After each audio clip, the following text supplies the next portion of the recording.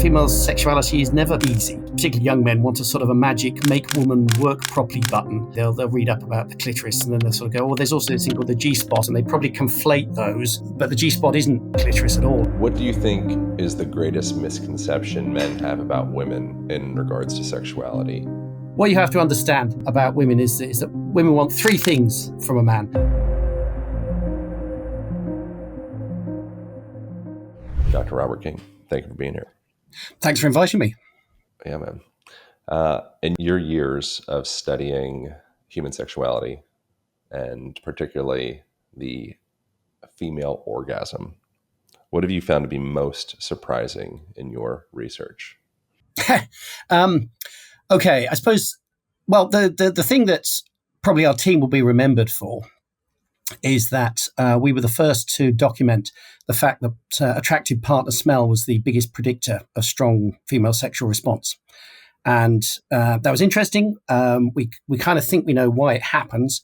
And when we first started off researching things and we asked women, tell us about your experiences, a lot of them did ask about partner smell, but no one else had really looked at it before. And I think we were the first to publish on it. So that's nice, because you always want to be first.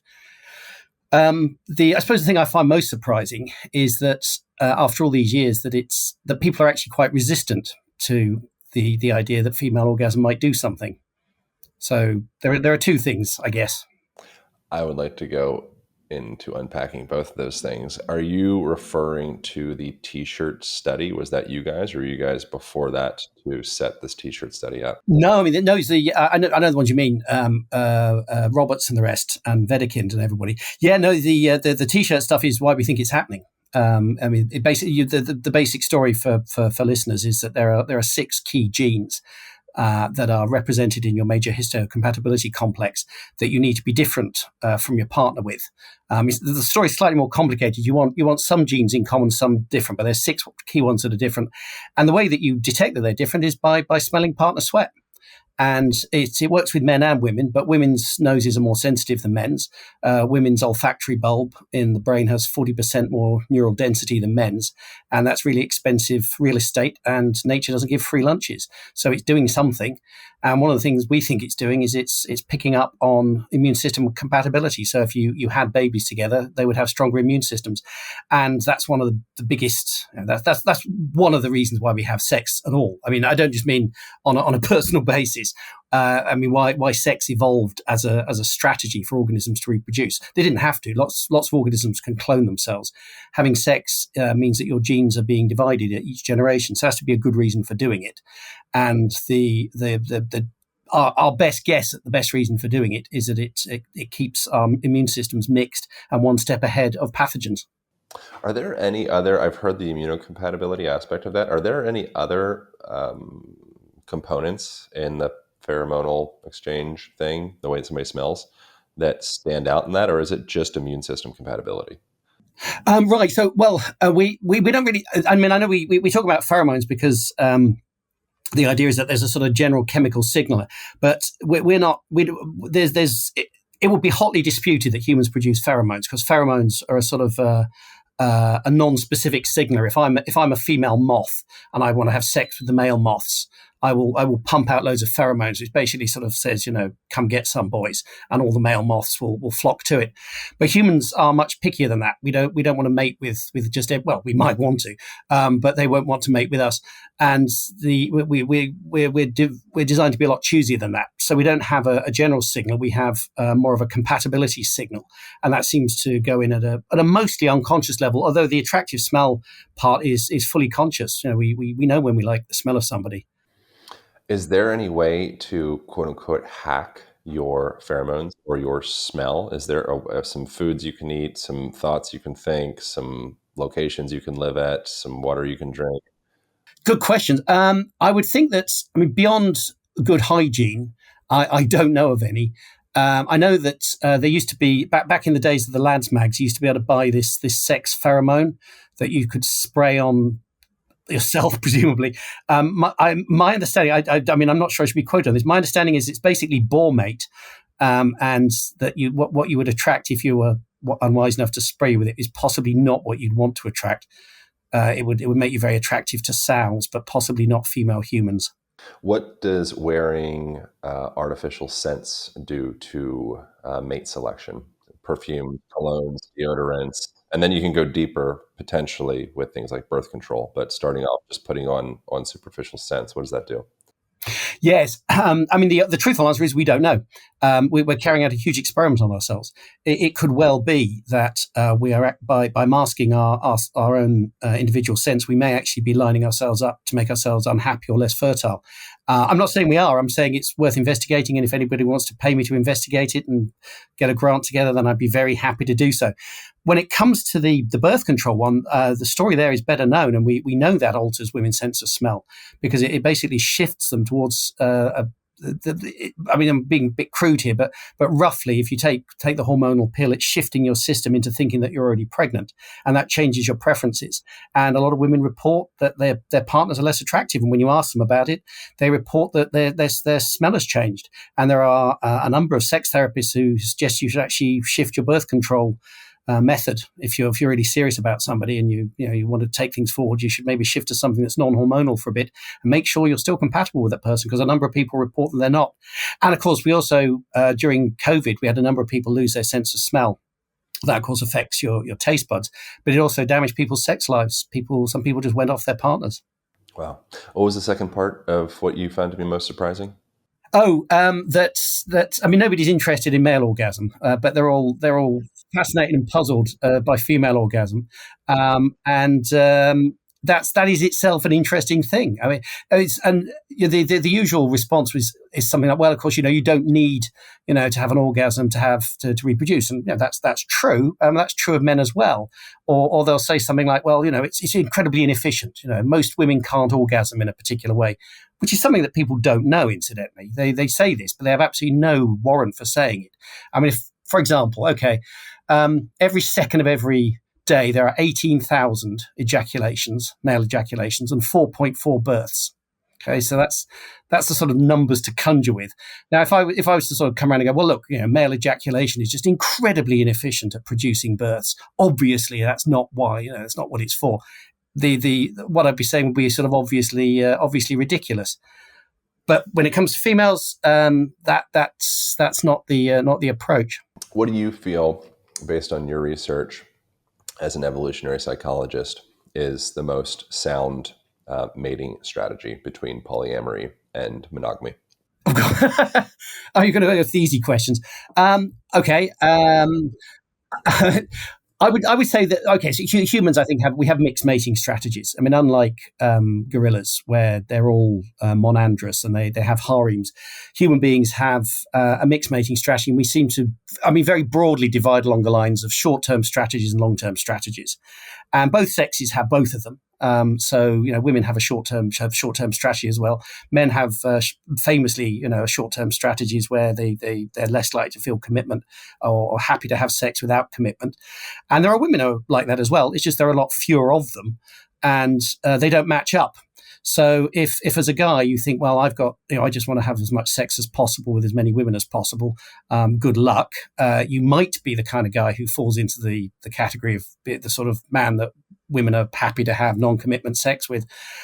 But it's unlikely. Women tend to raise their standards for low commitment sex, and men tend to lower them. So they don't line up properly. So I suppose the question then becomes, well, what's best for society in general, or what's best for an individual? And what's best for an individual is to find what suits them, I guess. What's best for society is a different question, because as you're probably aware, we're facing a demographic cliff. And a lot of societies, Western, South American, across a lot of Asia, even across some bits of Africa, we dropped below replacement rate. And nobody's 100% sure why. It looks like it's causally overdetermined. There are a whole bunch of factors. I mean, people are looking at, and we're looking at stuff to do with the internet, and we're looking at stuff to do with loneliness and incompatibility, and artificially making it feel like you've got a lot more choices, so you hold off on making a decision for longer. And all of those things are true, but this was happening before the internet came along, so it's other things as well. Yeah. So unpacking the female orgasm, one of the things I think is interesting in relation to mating strategies and such. Are you familiar with Wednesday Martin, her book Untrue? She's her suggestion is that the idea that men are these ravenous sexual deviants that want to, screw everything, is inherently untrue. And the rate of infidelity actually increases with women, particularly as time extends in a relationship. And one of the things that she suggests in that book, and I've heard this other places as well, uh, is around female copulatory vocalization, i.e., moaning. What are your thoughts on the evolutionary function of moaning? Why do girls moan? Yes, actually, that's the thing that just before COVID, we were actually setting up a project to study that. I mean, this is really interesting. So, yeah, why do they make a noise? So, are you familiar with Athena Keepus's work? Do you know Athena? Okay, so she's another evolutionary scholar over in the States, and she did some terrific work on laughter a few years back. And we were getting together and collaborating, and we were setting something up. And then I had a health issue with my eye, which I've already told you about, a detached retina. And then COVID happened, and various things just got in the way. But I still like to follow up the project at some point. Okay, so Athena's work looked at real and fake laughter. And it turns out you can detect fake laughter. Some of us can detect it a bit, but you can detect it with the right instruments, because fake laughter is voiced. If I'm trying to get on side and I'm saying, that was hilarious, Aaron, you can sort of you can detect that, and it's voiced.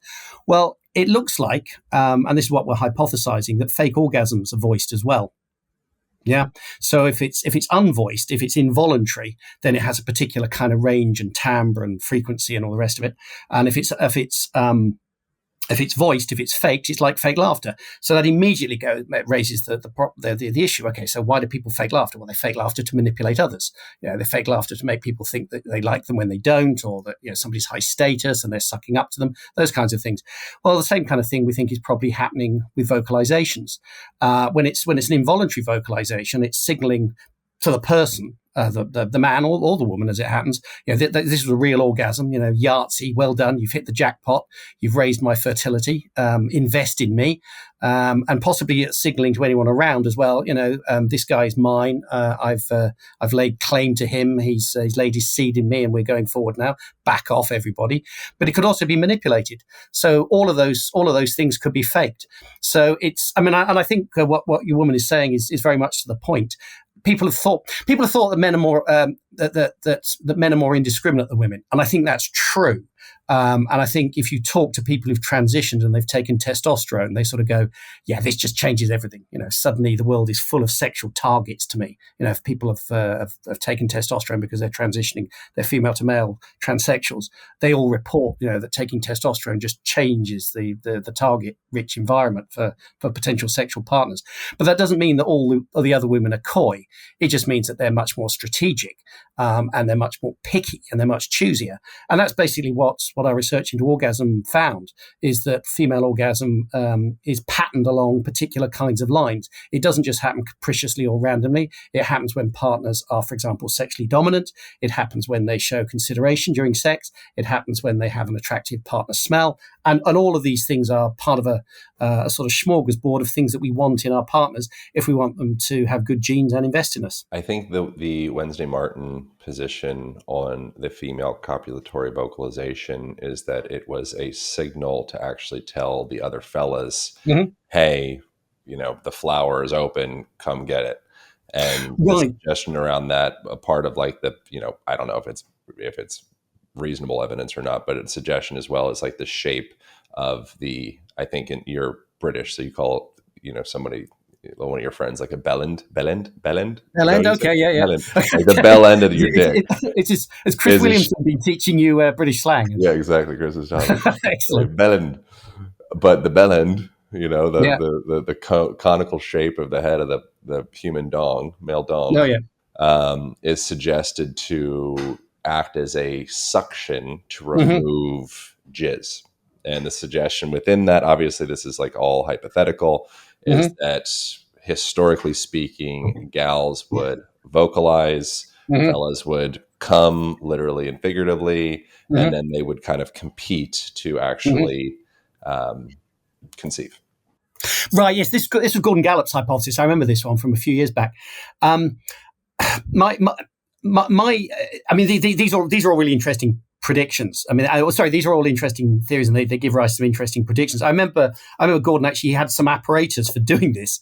He actually had he had a sort of a fake vagina and penis, and yet there was sort of a sperm stimulant. And I think I seem to remember seeing it. I can't remember whether this came to me in a dream or whether I actually saw him doing this at a conference. But there was some mock-up of this where sort of the idea of the sperm as an extraction that was there.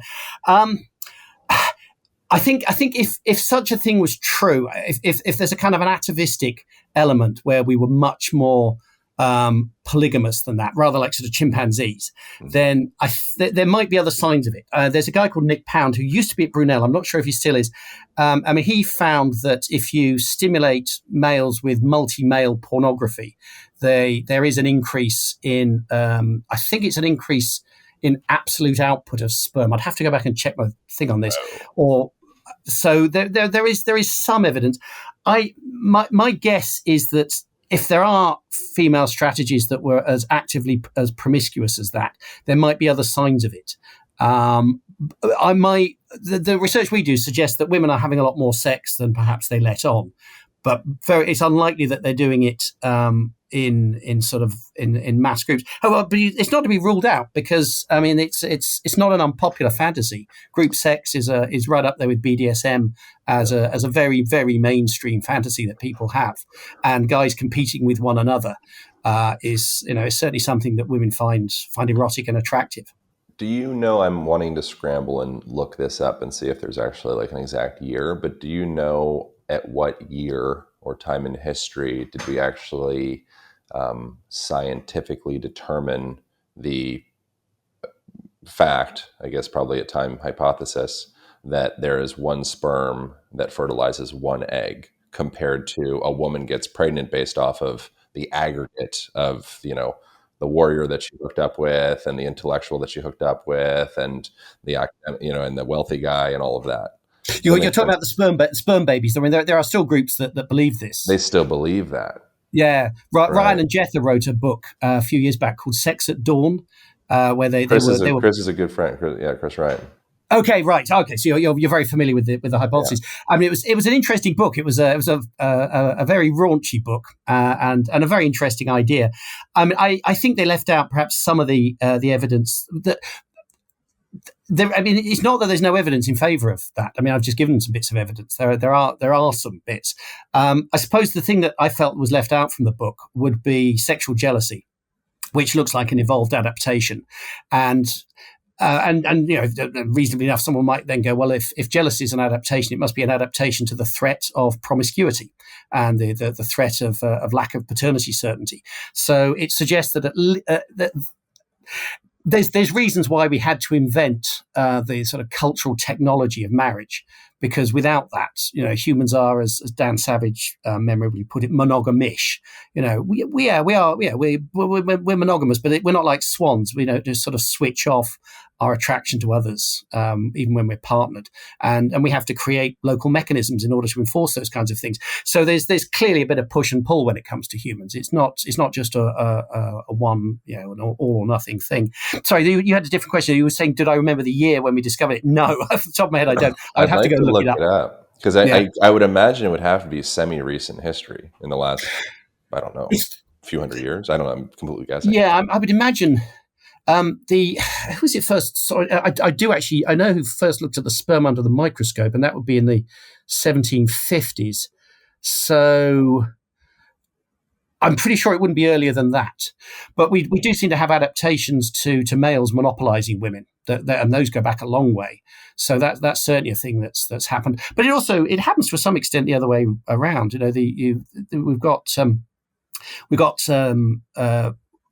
We've got a thing called facultative polyandry, where although the official marriage system is very rarely polyandrous, there are a couple of polyandrous places, but we have one woman and multi males, but they tend to be a bit unstable. They tend to be ones where there's very strong matrilineal inheritance. So the women are inheriting the farms, and so the only way the men get a look in is, say, if two brothers marry one woman, and they tend to try and get out of that relationship as soon as possible. But facultative polyandry is really common. Men thinking that they're the only one, but actually the woman's at least considering others. No, that's actually a large part of the basis of our research. I mean, when one of the foundations of the research into orgasm was asking women about orgasms, and they'd say, "Well, that's a dumb question. Which ones do you mean?" And they go, "Well, you tell us which ones you mean." Well, they vary. Yeah? They vary in intensity and location and all sorts of things. And so that sense that that male sexual anxiety, that sense that you're being graded, you are. Yeah. This is a test. Yeah. I promise we will hone in on female orgasm in particular, but I think there's other kind of layers here that I find interesting, particularly around like mate selection and such. How do, in the primate kingdom and or human, if we were to conflate humans as a part of that, how does testicle size and dong size associate or relate to mate selection and mating strategies? Okay. Well, we have the largest penises of any primate. I don't want to sound like I'm showing off here, but it's not in relative size; it's in absolute size. So the bonobos have ones that are about as long as ours, but they don't have the same girth. Gorillas have really small penises, are about 2 inches long, fully erect, but they've got massive, great bodies, and that's what they compete with. Chimps' penises are nearly as long as ours, but they're not nearly as wide, and so they don't seem to produce the same kind of internal sensations. But when it comes to testicle size, gorilla testicles are really quite small. They're not competing with sperm. Chimpanzee testicles are huge. I mean, they're the size of your fist, and we're in between, which suggests this mixed mating strategy. Supports Dan Savage's suggestion.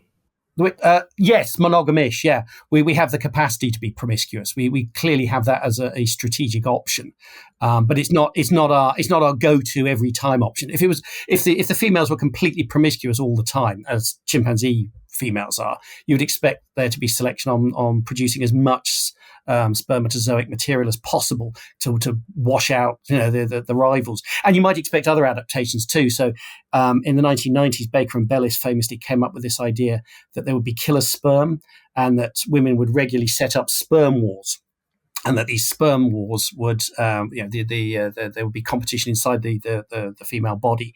And that theory generates certain predictions, like you would find killer sperm, which we've never found, or we've never managed to replicate those studies. That said, I think there is some value in the idea, and we're sort of working with a related idea, which is that it's not so much that the sperm are competing, but that humans are competing, and we compete as lovers. I mean, that's women do talk about this. Men don't talk about sex particularly with one another and how good it was. Women do. They make explicit comparisons. That kind of we're like winding into the female orgasm bit. One of the things that I've heard that I'd be interested for clarification on, the female orgasm changes the acidity levels of the vagina to be more, permeable to sperm. Is that correct? I'm sure I'm not using the correct language for that, but is that correct? It's less acidic, and it might be more hospitable to sperm. And we also, we haven't done this formally. We did it informally with one of the studies we did because I was sort of interested in it, but I need to get some proper ethics research and do a more large scale study. But we looked at female ejaculate as well. And female ejaculate has got all kinds of interesting things in it, like zinc and fructose and all kinds of other stuff that you might think, well, if you wanted to make the vaginal tract more hospitable to sperm, that's the kind of stuff you might do. But that runs you up into legal and ethical issues because the portrayal of female ejaculate in porn, and we're not quite sure how we get away with it in studies, but it's strictly speaking illegal in a lot of countries. It's taken to be urine. So, for example, the British government ruled that female ejaculate was urine. That's considered a bridge too far for British pornography, and you're not allowed to portray it. Now, the thing is, it isn't urine. You can smell it, you can taste it. It's not the same. It doesn't look the same, doesn't taste the same, doesn't smell the same. It isn't the same. We're not 100% sure what it does, but it's got its own unique gland, the Skene's gland, that produces it. And it comes from certain kinds of ducts reliably in response to certain kinds of internal stimulation. And I'd be very surprised if it's just a byproduct. It could be, but it deserves studying. What is your best hypothesis for female squirting? Oh, that it's a response to particular kinds of stimulation to also aid fertility. But I want to stress we haven't studied this directly. Some of the people who were in one of our studies when we were looking at sperm backflow, they informally measured it because sometimes they could generate squirting in themselves. But I hadn't asked for things like ethical approval to do any of this kind of stuff, so I didn't put any of it in the write-up. I just happened to informally know that because my collaborators tend to be scientifically inclined, they just dipped litmus paper in it, just to see what was happening. Why the mechanics of squirting is one of pressure on the urethral sponge, so like pushing upward. Why does it seem like a kind of a clever, like secret hatch situation? Why wouldn't there be consistent? Why isn't there consistency in female orgasm in general? And why isn't there consistency in female ejaculate? And yeah. These are big questions. I think there's a bunch of things that go on here. So in no particular order, I think we're androcentric quite often. We assume that the male pattern is the base and the female is a sort of deviation from it. A male orgasm seems to be simple and direct and easy to bring about. And so when female orgasm isn't, we sort of assume that there's some kind of deviance. And the two main theories about this are Freud's theory that women are psychologically broken, or the byproduct theory that they were badly designed in the first place. So that's one set of reasons why these things get in the way. The second is that we are biophobic. We don't like to face the fact that we're animals, and sex research just sort of invariably rubs our noses in our animal natures, and we're uncomfortable with that. Even people who are avowed evolutionists tend to get quite uncomfortable when it comes to sex. That's another one. Thirdly, we run interference on each other. So particularly sex researchers, we tend to be sort of liberal types. We sort of assume that everybody else wants everyone else to have a rich and satisfied sex life as long as it's consenting adults. And we assume everyone else is the same. Everyone else isn't the same. And we have a long and storied history of running interference on each other, right from chopping bits off each other in order to reduce sexual response, or mutilating bodies to reduce sexual response, through to misinformation, through either just straight up telling people lies, or guilt issues. And then added to that, when it comes to the very specific one you're talking about, which is the G-spot, for a variety of reasons, men want, particularly young men, want a sort of a magic make woman work properly button. And so if they're sort of nerdy, they'll read up about the clitoris, and then they'll sort of go, well, there's also this thing called the G-spot, and they probably conflate those. But the G-spot isn't the clitoris at all. It's a Grafenberg spot. It was named by Bev Whipple, who was the first really to document these things with Barry Komisarek. And they both deserve a shout out. But it's not the same as the clitoris. The clitoris is a different set of structures, but all sort of speak to the fact that you've got a very complex bunch of, you've got a very complex system going on there, which is one of the reasons why I just think I think in years to come, people will look at the byproduct hypothesis and just kind of shake their heads and go, how could anybody believe something so bizarre? Well, and I think there's two reasons. One is that female orgasm seems to be hard to bring about, and so you might go, well, okay, so it's not designed to do anything. But the moment you start thinking, well, yeah, female sexuality is never easy. Men don't walk up to women and go, would you like some efficient sex? Maybe it works for you, but I don't know of any men for whom that works. No, but you could do that with men. You could go up to men and say, "Would you like some quick, efficient sex?" And a lot of them would go, "Yes." So why would we expect any of this to be simple and straightforward? And secondly, just the mechanisms, they're incredibly complex. Should I along with my book, I don't know if did I send you this? I can't remember, but I got this object. So this is a life-size clitoris, which I bring to talks, bring around with the book, and it's life-size. So just showing this to people and then talking about the complexity of the neurological structures attached to it, and the fact that it's got its own area of the brain, its own somatosensory cortex that maps onto it directly. You immediately go, well, that has to be doing something. Then the question is, then what is it doing? And I think up until about the 1990s, I think it was forgivable that you might have thought that the clitoris was sort of like a male nipple, It was a sort of and you see people writing that way. Elizabeth Lloyd wrote that way as late as 2005. That it was a small bunch of undeveloped cells. And clearly, what she meant was the external part of the clitoris, which is the glands, which is a highly sensitive part, but it's not the only. It's not the only sensitive tissue. It's not the only erectile tissue, and it's certainly not the only innervated tissue.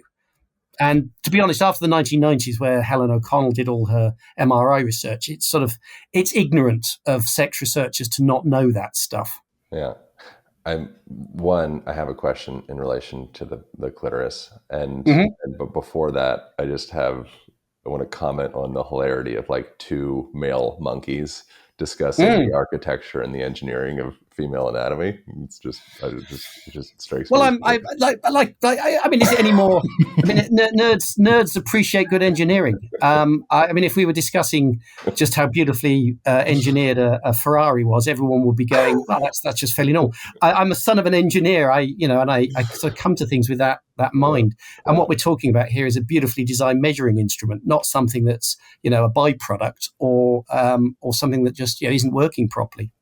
Is there differentiation between the quote unquote G spot, which feminists probably wouldn't appreciate because it's named after Grafenberg, a male, I don't know, doctor, I'd imagine. So whatever, G spot and the clitoris, or is the G spot a segment of the clitoris? Oh no, G spot's completely separate, and it was it's named, as far as I'm aware, it's Bev Whipple who named it the Grafenberg spot. So it was a woman who. Oh, really? I Why would you name it after a dude? Yeah, I mean, I think he might have been the first to document it in some work. Anatomy can be quite like history; it can be quite fraught territory. So I'd want to go back and double check my my chronology there. But it's certainly Bev Whipple who popularized the term G spot, the Whipple spot. Well, she deserves it. She and Barry Komisarek did fantastic. I mean, some of the work they did, for example, and I mean, this should blow the byproduct water theory out of the water just on its own. They did work with patients with complete spinal transectomies. So these people have basically been cut in half by something like, say, a car accident. And so there was no pathway up the spinal cord from the urogenital system to the brain. And yet they could still have orgasms. Sometimes through imagination, sometimes through particular kinds of stimulation. In other words, the female system has separate nerve pathways, to the male ones. I mean, that alone is there are a whole bunch of facts like this, which you sort of go, why do people not know this? And they're not hard to find. And yet somehow there's a whole strand of sex research where people just don't go and have a look at the anatomy books or the physiology books. And that intrigued me. What are the mechanics of inducing female squirting? So you've got a structure, sort of maybe an inch and a half up inside the anterior wall of the vagina, and once it's aroused, it sort of you can feel it. It feels sort of like it's about the sort of size of a fingertip, and it's got a rough kind of texture to it. But it only emerges if it's aroused. So the woman needs to be aroused herself. I was taught I get access to all kinds of interesting places. So there's a woman called Deborah Sundell who used to do these seminars on G-spot orgasms, and men used to not be allowed to go to them. And she used to. One of the seminars was, I don't know if this exists anymore. It's just some years back when I first started doing this, but there was a place called Shush, which was a female-only sex shop in London. And I can't remember whether I approached them or I approached Deborah or somebody approached me. But anyway, somebody heard about the work I was doing on orgasm and said, would you come along to this? And I was the only guy who was there.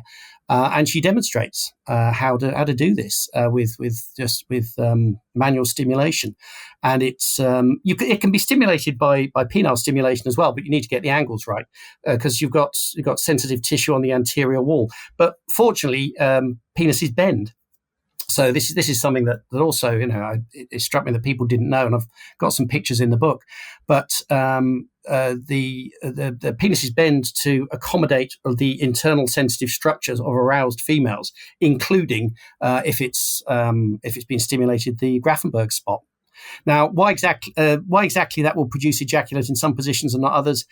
Don't know. Once again, if somebody wants to fund me to find out, then sure. But I mean, it's tricky enough finding sex researchers at the best of times, or people to participate in sex research. Finding them to participate in something like this would be fraught with peril. Hmm. So more on the structural mechanics, how like squirting for dummies for the dudes, um, upward pressure.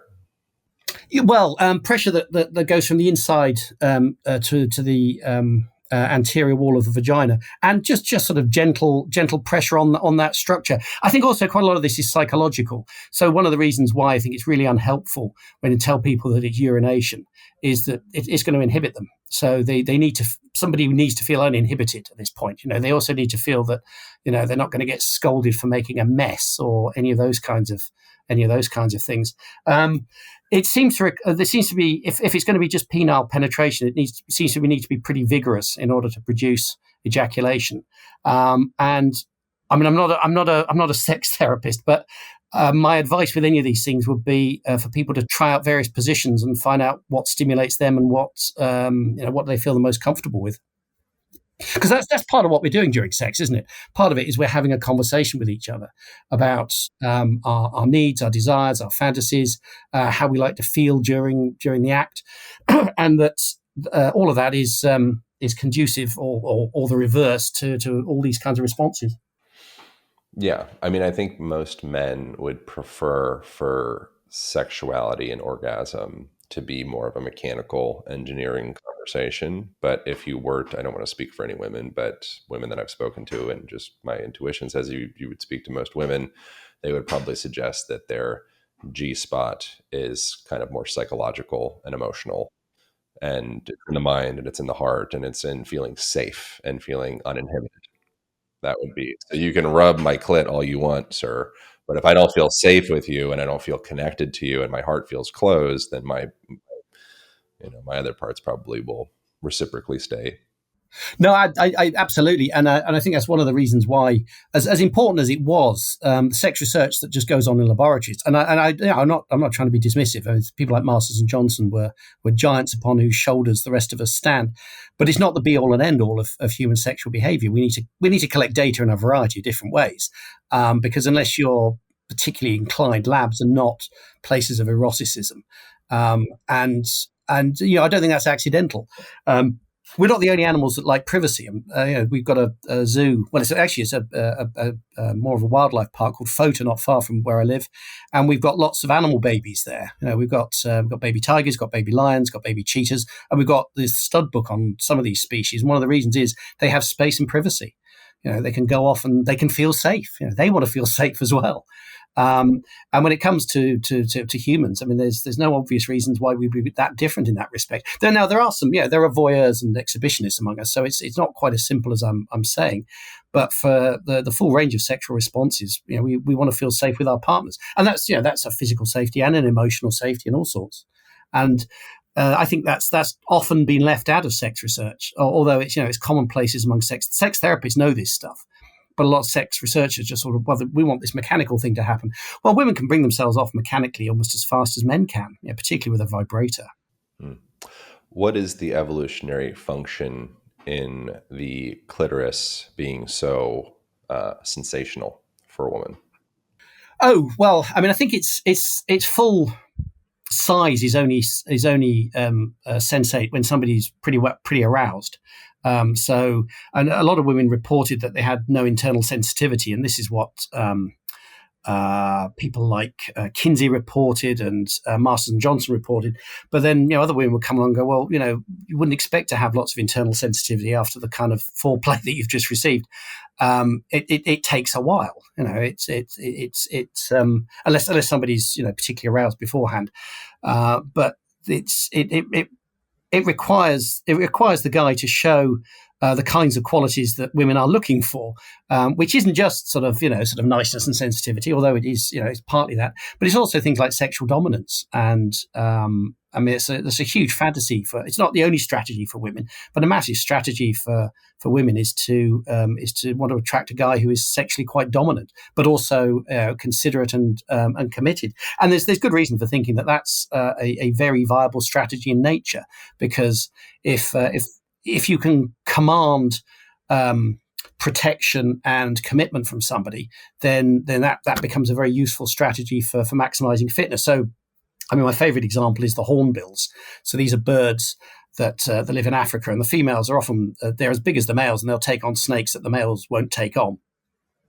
And the females, once they've chosen the male hornbill, they'll basically get involved in a kind of bondage. They'll pluck all their own feathers off. They'll make themselves helpless, and they'll, with his help, seal themselves up in a hollow tree with kind of wattle and daub.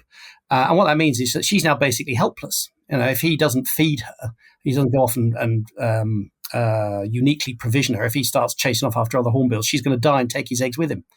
So, viewed in that light, things like the fantasies you get in The Story of O, or more recently 50 Shades of Grey, are the male is dominant, but he's being controlled by the female in a lot of ways, because she's compelling commitment from him, because she's deliberately making herself dependent on him. A question that does make sense. A question that I've had that I feel like you would be the exact person on the planet to ask: what is the difference between a female who tends to, one, orgasm very easily? Like, there's girls that can just energetically, like there can be a breeze that comes through, or a conversation, or a rub of their pinky toe or something like that, that's like, oh my god, this is very highly stimulating. What's going on with that? And then what is going on with a girl who has what can seem more like a male ejaculatory response, where it's almost like, it seems like there's prolactin and things of the sort that cause them to kind of just want to have a sandwich and smoke a cigarette and be done afterwards. And there's another demographic or subset of girls that one orgasm just opens up to more readiness for more orgasms. What's going on there? Right. So these are interesting questions. I can only give partial answers from our research, but so one of the first things that we found when we started talking to women about their experiences was they go, well, it depends which orgasm you mean. And it looks like now we don't know whether all women are capable of all types of orgasms. My guess, for what it's worth, is that they almost certainly are, given but with some individual variation. Some orgasms that were reported to us were very much more on the surface. They're often more intense. And there's a bunch of sensations associated with them, but other ones are reported as being deep inside. Now we think, but we don't know because we haven't measured it directly. But the ones that you're talking about, where the person is sort of floating and they want a sandwich afterwards. Now we label these as deep orgasms, and the reason was that they seem to be being produced by deep penetration and after a lot of prior stimulation, but also the kind of sensations associated with them are very much associated with oxytocin production. Now, I want to stress we weren't measuring oxytocin directly, but oxytocin creates a bunch of effects. It creates internal pulsing. It creates apnea, which is that catching of the breath. It creates feelings of floating, feelings of trust. Often feelings of depersonalization if you have enough of it. And the women are all reporting those kinds of sensations. Now, it could be that we're calling all of these things orgasms, but actually the ones that are particularly associated with fertility are the ones which are produced by internal stimulation. We're not sure. In absence of that, I would certainly advise couples who are trying to conceive to just maximize whatever orgasms they're comfortable with. But my guess is that the deep ones will be more associated with fertility because they seem to be more associated with oxytocin production. But I would stress that's indirect evidence at the moment. It's not direct. So you're suggesting that perhaps a girl that is more multiply orgasmic would be, she's having more kind of like build up orgasms and she hasn't quite yet reached like full climax orgasm.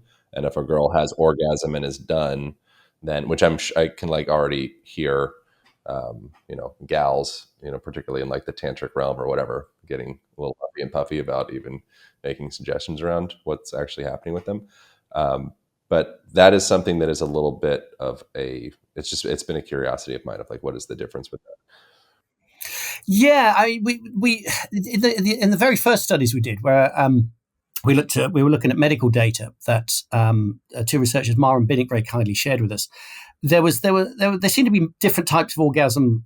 This was a Canadian sample. There seemed to be different kinds of orgasm that but particularly the women were experiencing. But it wasn't that one was always preferred over another. So some seem to prefer the kind of the very intense surface ones that seem to be comparatively quickly brought about and perhaps were relieving tension. And others were preferring the deeper ones. And the honest answer is we don't know enough.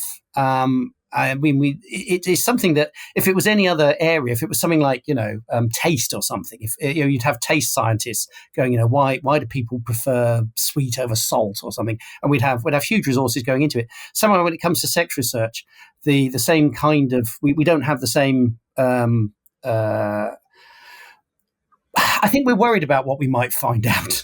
Is perhaps the honest answer, but it does look it's a consistent finding that not just myself, but people have been finding for about 50 years, is that lots of women report that they have quite a typology of orgasms, and they prefer some over others. But it's not obviously patterned on. We're not entirely sure why. Is the honest answer. I've got guesses as to why, but we don't know for sure.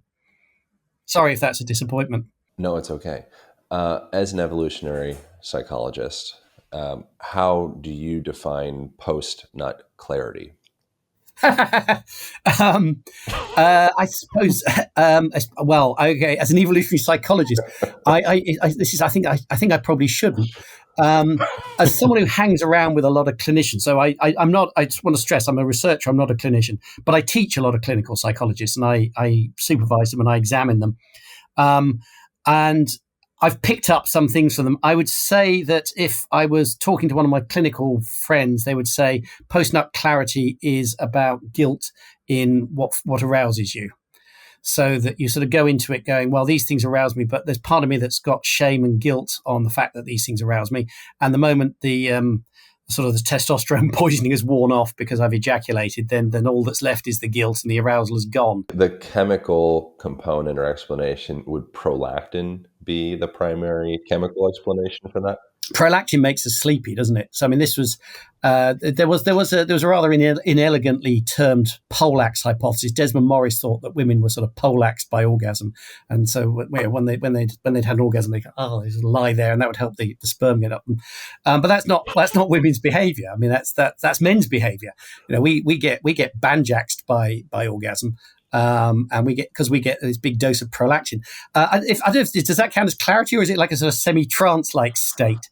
I know as a guy, post-nut clarity is very real, and my perception, the entirety of my world shifts dramatically. And are you talking about it as a positive thing or as a negative thing? Because I've heard it talked about as mostly positive. Oh, okay. I've heard about it talked about as a negative thing, where somebody will. Well, there's like that. There's like shame. Yeah. Well, there can be that too. I think there can be almost like a physical, mental, psychological, spiritual possession that can arise from like sexual desire, and it can shift where for a guy where it's like your whole world revolves around that for some amount of time. That explains like strip clubs where a guy goes and drains $50,000 out of his account for a girl to sit on his lap or something, and it's like the next day it's like that was a terrible idea, but like you were possessed in that moment. Post nut would never do that in 1,000 years, and so suddenly you make more cogent decisions with the post nut clarity. And like how does one describe the mystical state of post nut clarity? I think this might be out of my above my pay grade, but I mean, I'm familiar with the positive one you're talking about, where you just have this sort of momentary illusion that everything is right with the universe. That's possibly something that makes us particularly attached to the partner in question. We haven't sort of, one of the things we should measure, and we haven't measured it, is how much the partner's arousal contributes to the satisfaction of the other person. And I mean, we're a very funny species. We were discussing this at the beginning, where faking an orgasm is something that is kind of hilarious. And we were talking about the Harry Met Sally scene where she fakes it and everybody laughs. But if you were to apply that to any other joint activity, if you were to go, well, you thought I enjoyed dinner with you the other night, but actually I hated it, and that means that the joke's on you. That would be really weird. And yet it makes sense once you realize that if not only is female orgasm fitness related, but males are particularly attuned to it because they're attuned to everything else that is fitness related. We're attuned to our status, our wealth, our height, all the other things that we know sort of matter to our attractiveness. Then of course that can be faked, that can be manipulated, just like anything else can. What percentage, statistically speaking, of women are faking orgasms? Don't know, but I would imagine it changes according to different ecologies too. My guess would be, well, it's more than a guess. So, I mean, can I give a little bit of backstory briefly? Okay, so there's this anthropological concept which I think is a really powerful one. It's called intimate and aloof societies. And it was the Whiteheads in the 1970s who first described societies along this axis. And on the intimate end of the axis, and it's on a scale. It's not an all or nothing thing. But an intimate society is one where the men and women more or less get on with each other as much as we ever do. Where the men share in the household chores, they share in the usually there for childbirth, they sleep together, and so on. And men and women can be friends. The aloof societies are the extreme end of them. The men and women will not live together. Quite often, the males and the females will live in separate parts of the same village, or sometimes in separate villages. Some cultures, there will be a male language which is taboo for the women to speak, and a female language which is taboo for the men to speak. They'll have separate myth cycles, where the women's myths will all be about how the men are all evil rapists, with some justification, that has to be said, and that the men's myths are that the women are all evil witches who will steal their potency. And you think, well, is this some sort of weird esoteric thing? You go, well, actually, no, that's quite largely the English public school system, actually, and the Spartan, the Spartan martial system, and the Romans, and all these kinds of things. Now, in societies where there are aloof societies where there are women have a lot of political and legal and financial clout, like the Mangyans, and in those societies, the older females will train the younger males to please them. This happens with some of the Polynesian cultures and the Mangyans, where the older women will, before the young men are let loose on the girls their age, they have to prove that they can pleasure the older women by whatever means the older women show them and tell them, largely oral, but other things as well. In those, I don't think there's a lot of faking. I'm pretty confident that there is almost zero faking, because what happens is if the woman doesn't orgasm, the man's reputation is basically rubbished, and he's a laughing stock. So in those cultures, I think faking would be low. I think in cultures where it's aloof but it's male dominant, like say Victorian Britain, for example, I think there'd probably be a lot of faking, because if the men are attuned to orgasm, they're unlikely to be doing things that are sufficiently stimulating in foreplay to bring the woman to orgasm. But if the men want to see one, then she's likely to put on some kind of performance.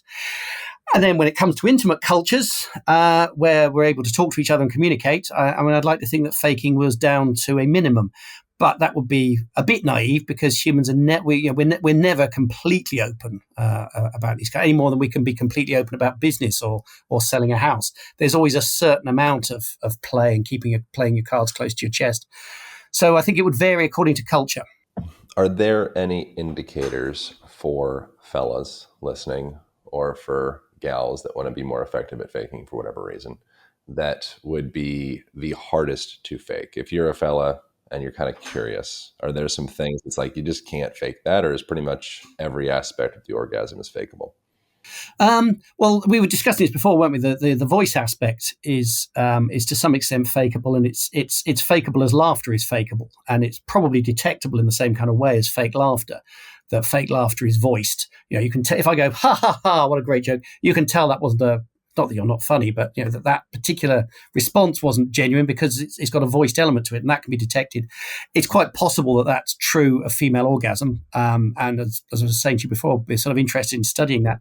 But there's a whole bunch of other things that are, if not impossible to fake, they are trickier to fake. Body folding, apnea, which is that catching of breath, and the internal pulsing, which you can actually feel.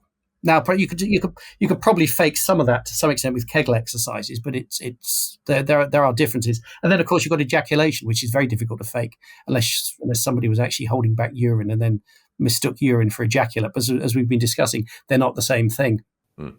Have you looked into women actually becoming happier through receiving or being in the exposure of male ejaculate? Oh, I've heard of this. Yes, I think your man, does Chris Ryan talk about this? Is one of his... Maybe. It's a study that's like gals that get, receive jizz are report being happier. I don't know if that's just a product of correlation, not causation, but is there any fertilization, and that's some reaction between the chemical makeup of human jizz, male jizz. There certainly are species that do this. Okay, so let's start off by saying that that is the kind of thing that happens in nature. If I'm a fruit fly, and I happen to succeed in having sex with a female fruit fly, then part of what I inject her with the sperm actually turns her off other fruit flies. So that's the kind of game that nature plays. I mean, there are examples of that kind of thing. Bees, the drone bee will snap his penis off in the reproductive tract of the female, of the queen, and then he explodes because nature has no further use for him at this point. So he creates a kind of chastity plug in her. So people who are hypothesizing this kind of thing aren't. It's not out of court, but as far as I'm aware, I don't know of any hard evidence for it in humans. It's the kind of thing which you could look for. You could look for there being sort of internal chemical changes that make you more attuned to particular males or less attuned to others. But the main one we have in humans is love. That's what we do to each other. We make each other fall in love with each other. And routinely humans do that, and they fall in love with another human, and then they just don't have eyes for. That's the kind of the mind trick that we play, and like I said, I wouldn't rule out the possibility of other sort of chemical tricks being played, because that happens all the time. But I don't know of any hard evidence for them in humans. Is there variation in male orgasm, and can you explain a orgasm induced from prostate massage? I was going to say the only one I can think of is the fact that we can induce one by pressing the prostate gland, which is sometimes done actually. If you need to get a sperm sample from, say, somebody who's in a coma or something, then they do occasionally do this. It's not widely known, but it's certainly true. There's a whole sort of fetish community devoted to this, to sort of particularly sort of within the BDSM community, getting sub males to ejaculate but without actually having a proper orgasm, that kind of thing. So it certainly works. If you're stimulating the penis at the same time as the prostate, it makes the orgasm a lot more intense. Nobody knows why. I can't even think of. Well, not that I'm aware of. I can't think of a good adaptive hypothesis to it. It could just be a simple sort of. It could be one of these things like it's just we have erogenous zones, and that's one of them, and there's some kind of association with that. It could be that because sex for humans is about more than just procreation, there's also social and dominance aspects. Is there some kind of dominance aspect that manifests itself? I don't know. I mean, I'm speculating wildly at this point. So if anybody takes that quote out of context, then they're not playing fair. Why is the human anus so highly concentrated with sensory receptors? It's a good question. I'm afraid, once again, I'm going to have to plead ignorance on this part, but my guess would be that a huge amount. I've got a colleague here, John Crine. Now, he doesn't study this directly. I just want to stress, John, before you.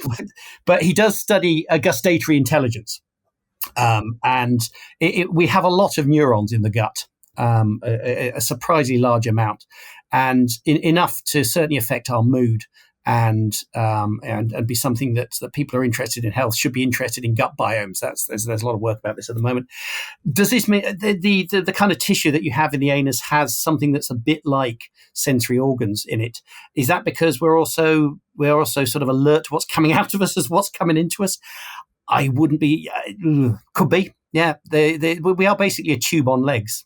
Once you sort of realise that, then sort of be a bit of a blow to human pride, but we are basically tubes, and that tube is pretty much sensitive all the way down, and maybe we need to keep track of what's going in and out of us. What are your thoughts on the realm of Tantra and extending the male orgasm, for example? So instead of it being kind of one grand finale, 6-second burst situation, something that is extended into multiple minutes, for example. Yeah, and holding back sperm for ages. I mean, I've hung around lots of people who are into this kind, because as a sex researcher, you spend a lot of time around people who are trying out the boundaries of things. I mean, it looks like people sort of hacking the system. It looks like sort of smart people have looked at the way the system works over maybe thousands of years and gone, we can sort of hack this in interesting ways, and we can, instead of it performing as it normally performs, we can muck about with it a bit. And I'm sorry, that makes you sound disrespectful. I don't mean to.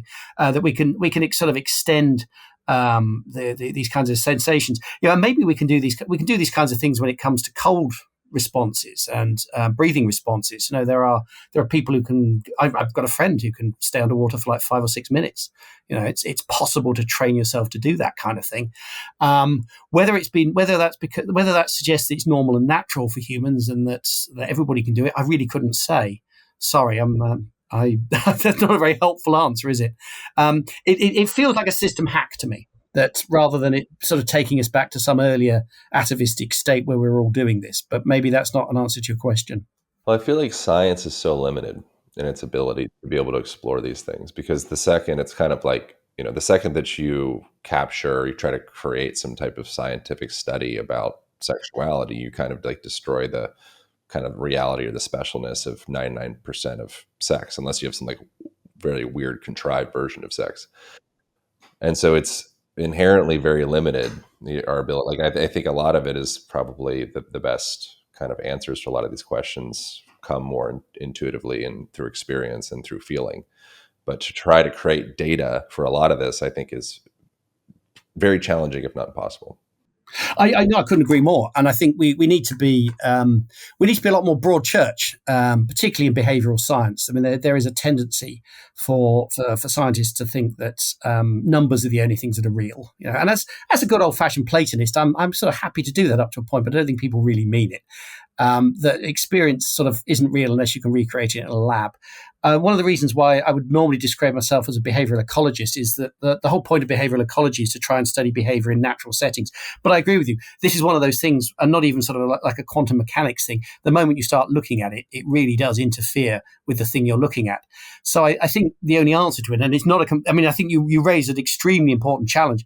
I think the only proper answer to your challenge is to use multiple methods and to be epistemically humble in response to it, rather than sort of dictate in advance what we're going to allow to find. We don't do this in other areas. Nobody says that you can only do lab studies in physics. When you're studying black holes, nobody can put a black hole in a laboratory. People are quite happy to do conceptual work, but I don't think people realize just quite how much conceptual work is done in physics.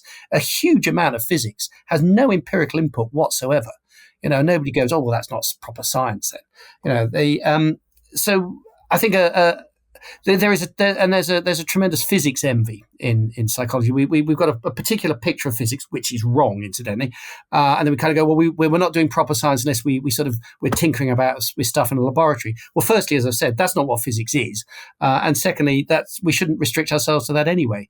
We can look at other models, we can look at animal models, we can take reports of interesting travelers in faraway lands who've done things like tantric stuff. We can try and make sense of it, and try and make a complete picture of it. I would agree. I think we can. What do I mean? Do I mean that we should be ecumenical? I think the word I'm looking for is ecumenical, about different methodologies. Do you think? Well, we can wrap up here pretty soon. But what do you think is the greatest misconception men have about women in regards to sexuality? And what do you think is the greatest misconception women have about men? Where are we most confused about each other? Okay, so can I answer this in the form of a joke? Yes. Okay, some imaginary person told me when I'm starting to do sex research, she said, "Okay, Rob, what you have to understand about women is that women want three things from a man. Firstly, they want a man who is tender and sensitive and reliable, somebody they can trust. And secondly, they want a man who is dominant and dynamic and powerful. And the third thing they want is for those two men to never meet." Whoa. So women are more... women are making comparisons, and they are strategic, and they are conscious of their strategies a lot of the time, not all of the time, because evolution doesn't work that way. And I think when men discover this, they can sort of think that somehow they've been fooled. I think some of this sort of feeds some of the red pill stuff, where they go, "Oh my God, women are strategic and they're making decisions and they're judging us." You sort of go, "Well, yeah, of course they are." I mean, what organism could have survived that doesn't do that? Women are guardians of eggs, which are incredibly valuable. And then in order to reproduce like that, you have to make incredibly difficult choices where there are massive risks. Those risks aren't there for men. Yeah, so of course women are going to be extremely choosy. So I suppose that would be the greatest misconception that men, and partly it's because they've been fooled. Men have been fooled by. I mean, I don't mean the women have got together and sort of plotted against them. That's not how nature works. It just produces the amount of illusion that you need in order to increase fitness. And in the case of men, this was particularly obvious, in the case of people like Darwin, who was a brilliant scientist, and even he found it difficult to imagine that the females of the species were doing the selecting. But of course, he realised, because he was looking at the data and he'd go, well, how is it that a peacock has this huge train which gets in the way of its survival? What on earth is it doing? And it took him years before he went, well, of course it's doing it because the girls want it. That's what's happening. The reason why the males are going to all this effort is because the females are selecting for it. So I think that can be a big thing to realise. Biggest conception women have about men. I'm not sure. I think I might plead the fifth on this one. I might have to go away and have a think about that. Yeah, the virtue signaling, I think that we do in day to day. It's very interesting when you kind of wind back, like, why is it that people do anything? What do you think is at the root of things? What is running the world? What is the most powerful force in the world? Well, I'm going to be biased here. I'm going to say that the one that's running a lot more things than that we're conscious of, and I'm going to say, well, that's because what your book's about: female sexual selection. That is the reason I think that is, I'm not just being capricious. Female sexual selection is the key driver in all primate traits. Okay, that's not just humans; that's all primates, and we are the primate that dominates the world.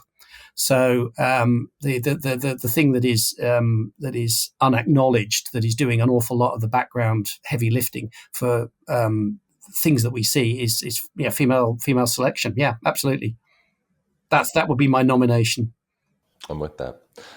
Thank you so much, man. This is a really thank you. That's really interesting questions. Interestingly challenging questions. I get that.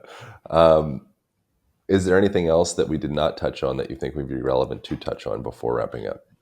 No, I think obviously, I want people to go and check out your book, but as far as sure. Topics or things. Yeah, I'm not on social media, I'm afraid. I have recently started up I've got a Psychology Today blog, which I used to keep up much more regularly, and I'm trying to get back to doing that once a month. But I'm porting it over to Substack at the moment because I like to get feedback from readers. And Psychology Today, it used to be much more useful to me because there was a comment section where I'd write. I mean, I wrote a lot of the book on Psychology Today, in embryonic form, because I was reporting on the work that we were doing, and I was getting feedback from readers, saying, asking questions, saying, well, what do you mean by this? And so I would know whether what I was saying was making sense to the public. And Psychology Today's taken that feature off, which is a bit distressing. So I'm switching over to Substack, and I mean, I'd like the same thing to happen. It would be nice if people commented on stuff that I was writing and told me whether it made sense or not. I've always come from Steve Pinker said his goal was to write for his smart college roommate, the one who didn't necessarily do the course that he did, but could have done. It just didn't happen to. And I always have a particular picture in my mind when I'm writing, which is that kind of person. I want to be able to explain what I'm doing to them, because academics can become very very insular. Yeah. And that's it. The book is Naturally Selective. Naturally Selective. Shall I hold it up? There we go. I was pleased with the cover because it captures the book pretty nicely. There's a feminist scholar called Germaine Greer.